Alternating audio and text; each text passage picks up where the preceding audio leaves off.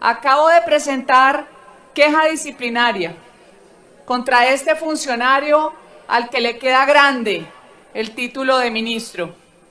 Más de 300.000 estudiantes están afectados por un gobierno que llegó al poder con promesas mentirosas a los jóvenes.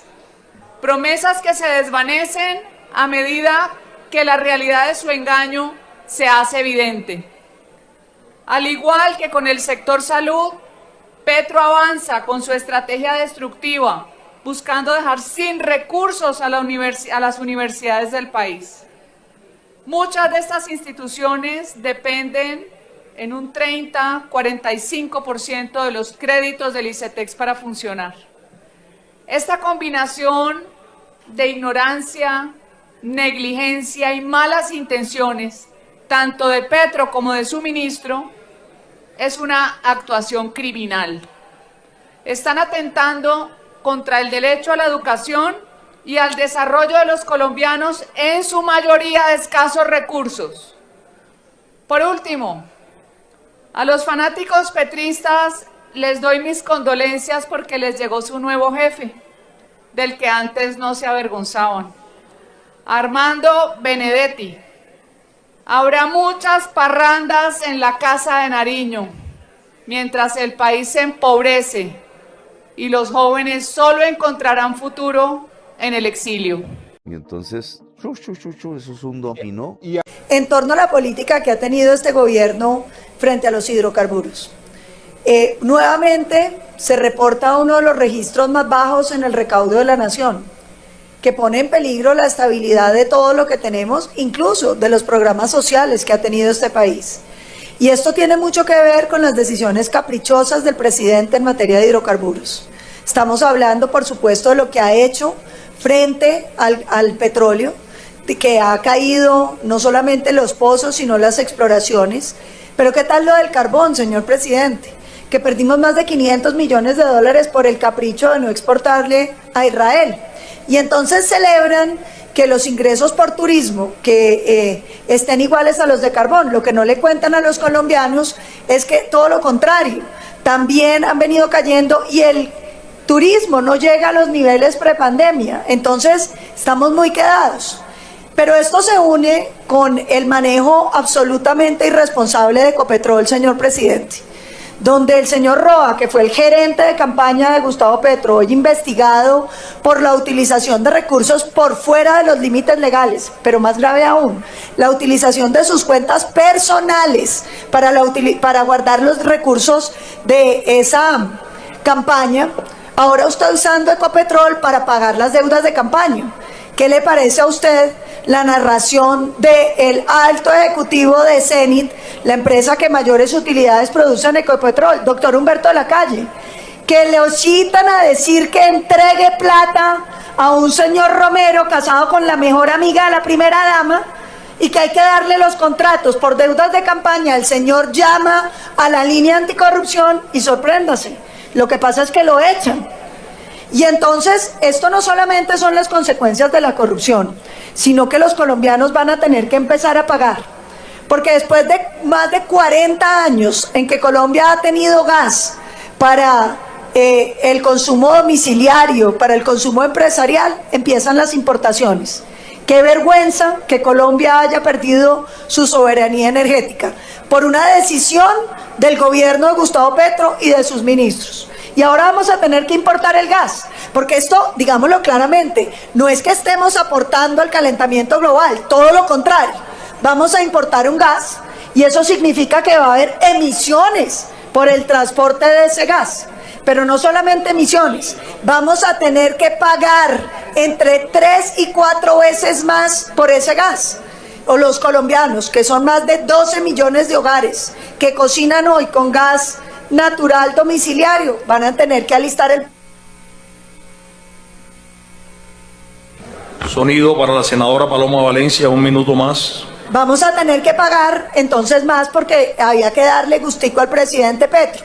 ¿Y cuál era el gustico? Que él quería importarlo de Venezuela para ayudarle al régimen de Maduro, lo que no se va a poder porque el gasoducto está destruido, pero además porque las sanciones sobre el ilegítimo presidente pues cada vez están más grandes. Pero yo sí quiero llamar la atención, presidente, de lo que están viviendo los colombianos en materia de desfinanciación del Estado, en materia de que no hay gas y que seguramente las familias más pobres de Colombia van a tener que volver al cocinol o a la leña, causándoles enfermedades y peligros en sus casas. Este es el gobierno del cambio, cambio en reversa. Muchísimas gracias, señor presidente. No será ahora en Navidad, pero a partir del 1 de enero, después del guayabo, yo ya no tomo tragos fuertes porque me da la gastritis, no me deja. Estos últimos días, sí, voy a esperar a que si me ayudan allá eso. Durante estos últimos días hemos visto cómo el presidente Petro viene repitiendo una mentira, diciendo que el gobierno actual no tiene recursos porque el gobierno pasado se gastó toda la plata. Este es un engaño más y una falsa narrativa con la que el gobierno Petro se quiere lavar las manos una vez más.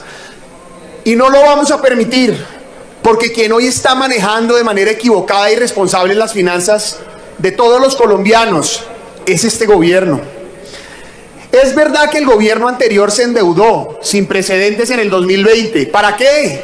Para atender una pandemia. La inversión social creció en más de 10 billones, de 2 prácticamente a 12 billones. Se salvaron miles, decenas de miles de empleos gracias precisamente al subsidio al trabajo formal, más toda la obra que hubo para salvar vidas de los colombianos. Pero lo que no dice este gobierno es que gracias al crecimiento económico del año 21 y 22 hubo una recuperación de tal manera que incluso las primeras proyecciones de deuda del marco fiscal de mediano plazo del 2020 se superaron con creces para el 2022. Me explico. Se pensaba que esa deuda iba a representar un 67% de la deuda con respecto al PIB para el año 2022. Y gracias a la recuperación económica, la deuda solo fue de 58%, de 56%. Y esto es importante porque el gobierno no recibió una olla raspada, falso. Por el contrario, gracias al crecimiento económico, recibió más utilidades de Ecopetrol, más utilidades del sector minero y un recaudo nunca antes visto y tampoco previsto para aquel momento. ¿Cuál es el problema hoy entonces después de 2 años del gobierno? Primero, el gobierno está destruyendo la inversión. Tenemos hoy una inversión que está 15% menos que la etapa de prepandemia, es decir, que a menos inversión, menos recursos de recaudo. Primer problema. Segundo, la incertidumbre del gobierno ha llevado a que las primas de riesgo aumenten y eso encarece la deuda, es decir, el gobierno ha tenido que pagar más por el servicio de deuda, es decir, por los intereses. Tercero, hicieron cuentas alegres. En el año 22 les advertimos y en el año 23 que los presupuestos los estaban inflando y dicho y hecho, han tenido que hacer recortes y a eso se le suma el derroche. Sonido, 1 minuto más para el senador Miguel Uribe Turbay. Y es el resultado del derroche. Solo en funcionamiento, desde que Petro es presidente, el tamaño del Estado ha crecido en 27%. Inaudito, inaceptable. Es decir, plata recibió Petro, pero plata no hay por la irresponsabilidad de este gobierno. Y a esto se le suma la nueva tributaria, que gracias a Dios el Senado está bien parado para hundir. Porque es inaceptable que quieran encarecer el costo de vida a los colombianos y destruir miles de empleos. Pero además es contradictorio que el ministro de Hacienda, metido en este nuevo capítulo de corrupción de la unidad de riesgo, venga a imponer una reforma tributaria. Definitivamente, viendo al ministro de Hacienda vinculado a este escándalo y viendo cómo Petro pretende justificar la corrupción, no me queda otra cosa que decir que este gobierno parece Alibaba y sus 40 ladrones. Queda claro que el gobierno Petro es un gobierno derrochón. Pero bien, nosotros en el Plateado vamos a iniciar la compra estatal de cosecha de coca.